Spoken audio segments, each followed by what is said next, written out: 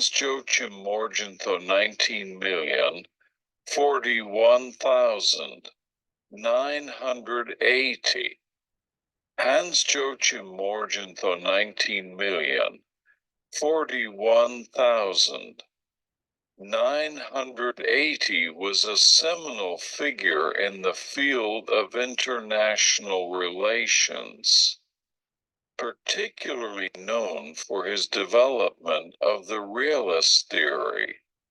His ideas have profoundly influenced the study and practice of international politics, encapsulating a perspective that prioritizes power and national interest over ideology or moral considerations. Morgenthau's work provides a framework for understanding international relations in a pragmatic and often stark manner. 1. Early life and academic background. Hans Morgenthau was born in Coburg, Germany, in 1904.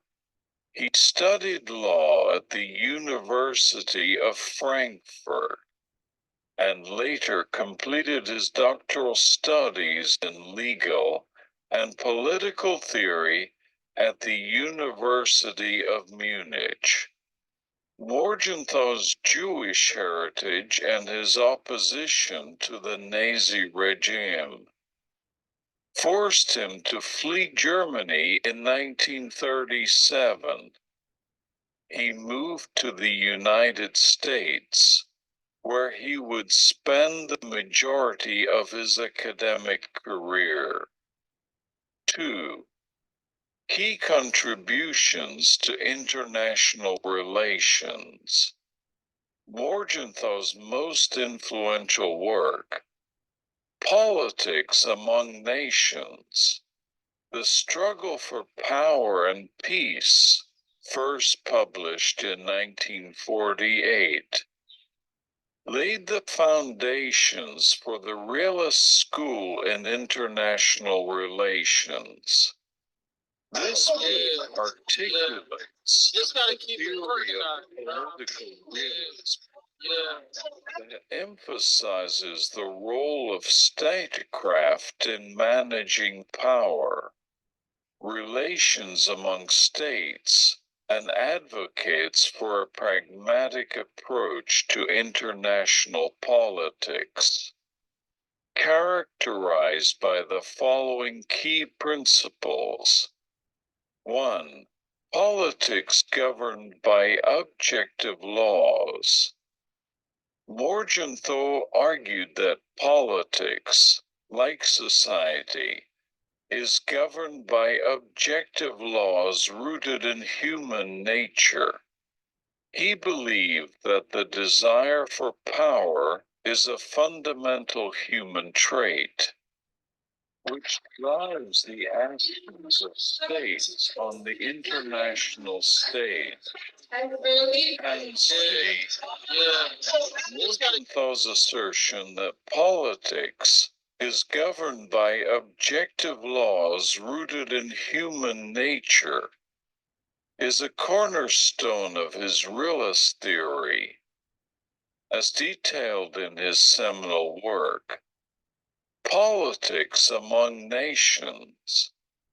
This perspective is central to understanding his approach to international relations, where the struggle for power is seen as an inevitable and defining aspect of human interaction, particularly among states.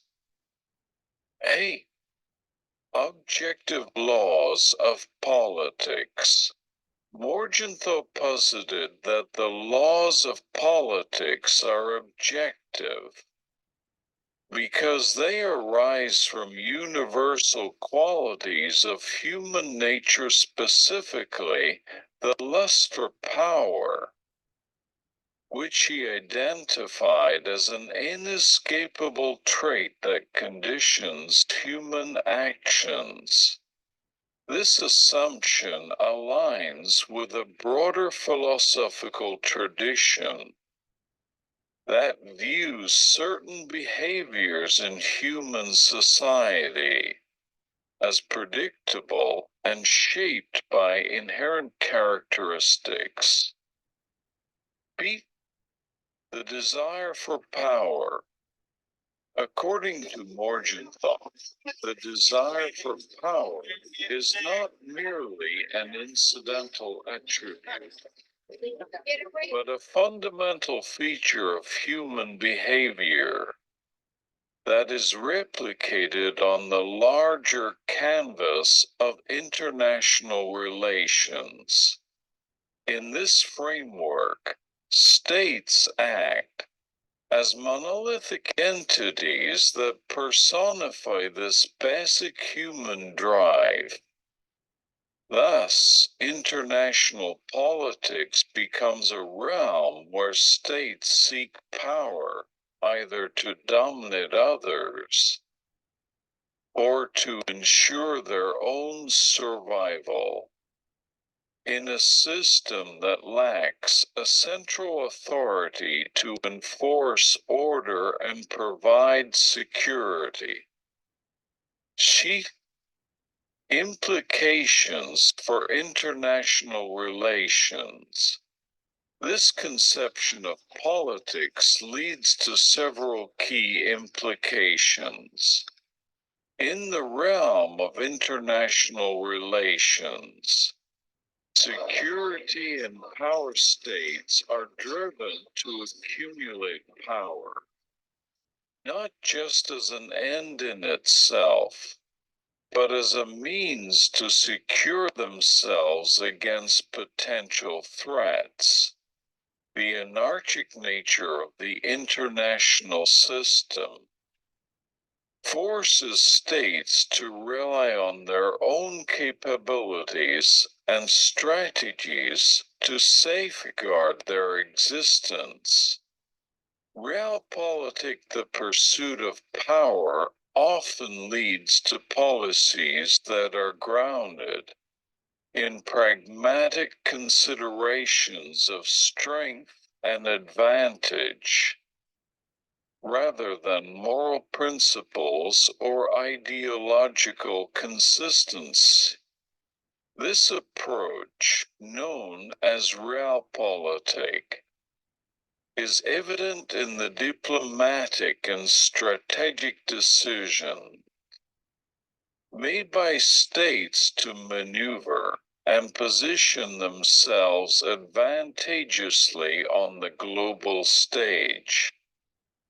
Balance of power. Morgenthau argues that a balance of power among states is crucial to preventing dominance by any single state, which can lead to a more stable international environment.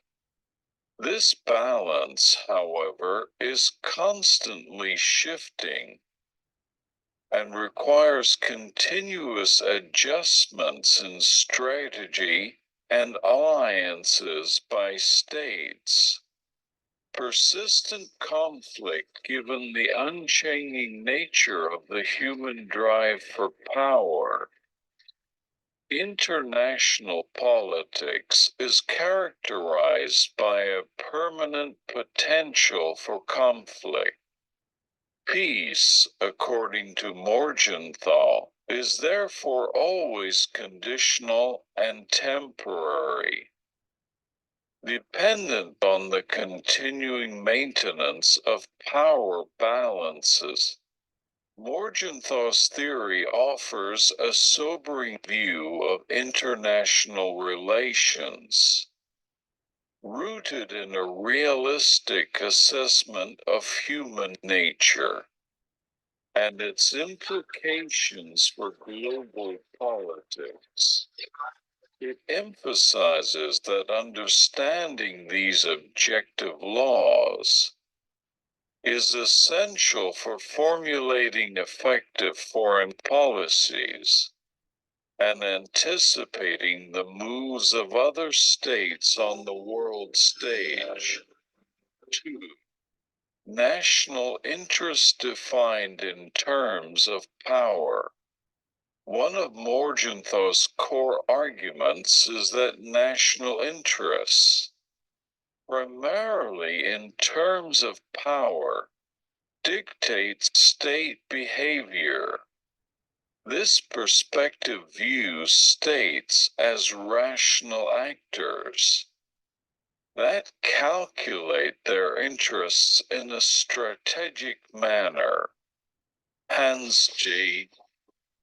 Morgenthau's concept of the national interest being defined primarily in terms of power is a foundational element of his realist theory in international relations. This perspective insists that the actions and strategies of states are dictated by their pursuit of power, understood as the means to secure their survival and enhance their position in the global hierarchy. A definition of national interest. Morgenthau defines national interest in terms of power, which encompasses not only military might, but also economic strength, political stability, and diplomatic influence. From this standpoint, power is both a means and an end. It is a tool used by states to achieve their goals and an objective in its own right. This definition provides a straightforward criterion for evaluating foreign policy. Actions are deemed appropriate and rational if they contribute to enhancing a state's power. B. Rational calculation. States are seen as rational actors in Morgenthau's framework. This rationality is not about moral or ethical reasoning, but is instead focused on pragmatic calculations of benefits and risks. States assess their capabilities and strategic environments to make decisions that would best allow them to maintain or increase their power. This approach suggests that foreign policy decisions are made through a careful analysis of how different actions will strengthen or weaken a state's position internationally. Strategic behavior. Under Morgenthau's theory, national interests drive states to engage in strategic behaviors, such as alliance formation, power balancing, and diplomatic negotiations. Each of these activities is aimed at either augmenting the state's own power or curtailing the power of potential rivals. States continually adjust their strategies based on changes in the international environment and the actions of other states. Power as a protective measure. The pursuit of power, in Morgenthau's view, is not necessarily about aggressive expansionism, but often about securing sufficient strength to prevent domination by others. This protective measure is crucial in an anarchic international system where no overarching authority guarantees security. Thus, even defensive actions are influenced by the imperative to sustain or enhance power. 3. Moral significance of political action. Morgenthau did not completely dismiss morality in international relations, but he insisted that moral principles must be filtered through the lens of the national interests. He argued for a distinction between personal morality and the national ethics guiding state behavior. Hence, J. Morgenthau's perspective on the role of morality in international relations represents a nuanced stance within the realist framework, while firmly rooted in the belief that national interests, primarily defined in terms of power, guide state behavior. Morgenthau acknowledged the importance of moral principles in international politics. However, he insisted that these moral principles must be interpreted and applied through the prism of national interest. Moral principles and national interest. Morgenthau differentiated between personal morality, which governs individual behavior, and the morality of the state, which he termed national ethics. Pragmatic application of morality. Morgenthau argued that moral principles can and should influence international politics, but only insofar as they align with the national interest. Ethics as a guide to state behavior. In Morgenthau's view, while states must prioritize their survival and interests, they should also strive to conduct their affairs ethically, to the extent possible within the constraints imposed by the anarchic international system. 4. Prudential and utilitarian approach. Morgenthau advocated a prudential and utilitarian approach to international politics, where decisions are based on practical rather than ideological considerations. 5. Balance of power as a check on state behavior. He believed that a balance of power among states could prevent any one state from dominating the others, which is essential for maintaining international order and peace.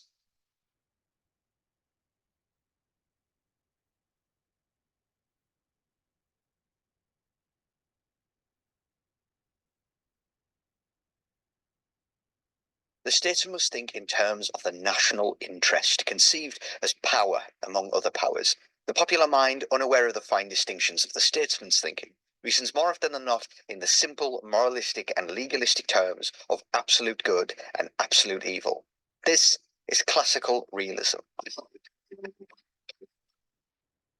Now, from that quote and many like it, you could be forgiven for thinking that classical realism is all about power. That is a very common mistake. But stay with me and we'll chart an understanding of the international system that is full of nuance, justice, and potential. In this introduction, I'm going to lay out a couple of key points of context so that you can understand how this school of thought came to be. And as we go through the video together, we'll tackle one building block at a time so that you can think like a classical realist. So whether you're studying international relations at university or not, this video will give you the lowdown and ideas that span the likes of Thucydides, Niccolo Machiavelli, and Hans Morgenthau. In the minds of some, this is what it is to think like the great statesmen of old. But straight away, we're into our first contextual point. The first and last of those figures were born almost 2,500 years apart, so in what sense can they be said to be part of the same intellectual camp? Well, classical realism as a systematic school of academic thought came into being in the mid-20th century, largely as a response to the Second World War, and those scholars looked deep into history to try and discover timeless realities of global politics. So in this video, I will be primarily drawing on the work of Hans Morgenthau, the most prominent academic classical realist from the 20th century, and the man whom, according to Robert Sweat, took genuine realism with him when he died. I will also refer to more historical inspirations which have influenced the school as is appropriate. Now, classical realism was largely formulated as a response to another school of thought broadly referred to as liberalism. Liberals, in terms of IR theory, emphasise mutual cooperation between states, overcoming power politics, and the role of international institutions. Classical realists, however, feared that these ideas ignored simple and long-held realities of the world and would simply lead to more conflict. So let's get started thinking like a classical realist. Part 1. Human nature. Something which sets classical realism quite dramatically apart from how modern realists tend to think about international relations is that much of its conclusions are grounded in fundamental assumptions about human nature. As Donnelly notes, human nature is the starting point for realism, and the core of human nature for realists lies in the egoistic passions which incline men and women to evil. In a word, classical realists are pessimistic about human nature, and there was no one quite as pessimistic as longtime enemy of the show, old Tommy Hobbes. Thomas Hobbes was an English political philosopher born here in Wiltshire in 1588. When civil war broke out between Parliament and the monarchy in 1642, Hobbes took the royalist side, serving as tutor to Prince Charles, who would later go on to become King Charles II. Whilst in the company of fellow exiled royalists, Thomas Hobbes wrote Leviathan, or the matter, form, and power of the Commonwealth, ecclesiastical and civil. His most important work for our purposes here today. Now, Leviathan is a great multi-headed sea monster from Psalms in Jewish and Christian scripture. And in this political text, he argues for the power of an absolute sovereign, a political Leviathan. He takes the first section of the book to ground this perspective in a cynical view of human nature, describing how without such constraints, mankind would be in constant conflict. Human beings, he argues, are prone to violence in the face of uncertainty and logically justified in taking preemptive violent action against others. They are what we would describe as oriented towards self-help, or to use a more philosophical term, egoist. Whilst human beings naturally prefer peace rather than war, peace is only possible through the application of authority and power. Without this assurance, the only option which remains is bellum omnium contra omnes, war for all against all. Whilst Hobbes' pessimism was fundamentally grounded in fear, classical realists do differ in the aspects of human nature they emphasise when justifying this foundation. John Hertz, for example, focused on the desire for self-preservation, or E.H. Carr noted how human nature inclines dominant groups to rationalise to themselves the use of force in pursuit of their aims. Hans Morgenthau particularly champions an essentialist understanding of human nature, which means that human nature is fixed and definable. Writing in Politics Among Nations, human nature, in which the objective laws of politics have their roots, has not changed since the classical philosophies of China, India, and Greece endeavoured to discover these laws. But no matter how we get there, classical realist ideas are grounded in the assumption that human nature is prone towards suspicion and violence in pursuit of selfish aims. It should be noted that many historical figures which are often associated with classical realism were not unfamiliar with pandemics, including Hobbes himself, so perhaps we can forgive their cynicism to some extent. Magnetic vaccine crystals? So I have a key and a bobby pin here. Explain to me why the key sticks to me. Classical realists are also what we call reductionist when it comes to institutions, and what this essentially means is that institutions are the sum of their parts and nothing more. No new impulses, ways of being, or patterns of behaviour are created when human beings come together to do something. States are therefore just as egoist, just as uncompromising, and just as fearful as the people who comprise them. So what happens when you put states in a situation without a central authority? Part 2.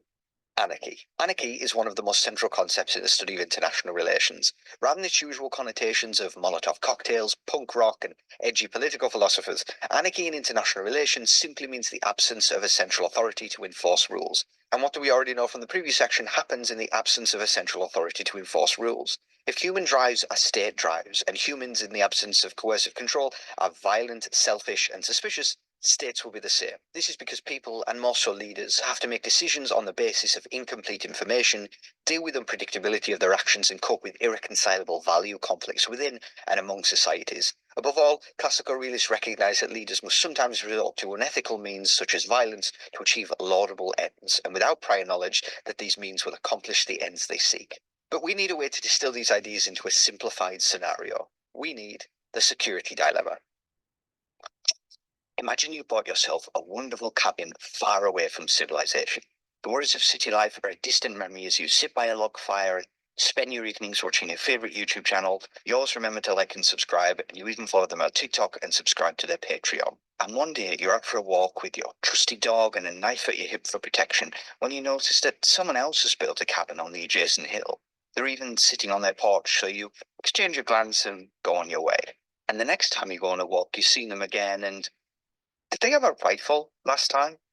So when you get home, you dust off yours, clean out the barrel, and keep it with you, just to be safe. And the next time, they also have a dog, so you think to maybe go some drills with yours, just to be safe. And what used to be a fence around the cabin is now more of a wall. It's actually getting hard to even see what they're up to. So you go home and you make a Molotov cocktail. And suddenly, there's a lot more insecurity in the system than when we started. The international system is essentially this scenario writ large. Both actors are simply reasonably reacting to the unknown intentions of the person on the adjacent hill. This is a security dilemma.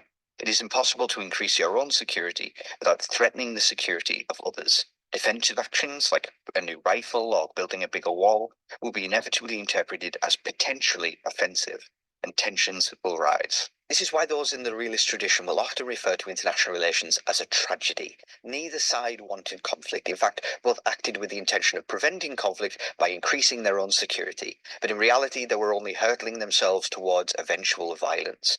Don't mistake the pessimistic view of human nature for one in which humans go out in search of violence. Human nature, unbound by authority, drives us through suspicion and fear into situations in which violence becomes the only option, even when we didn't want it.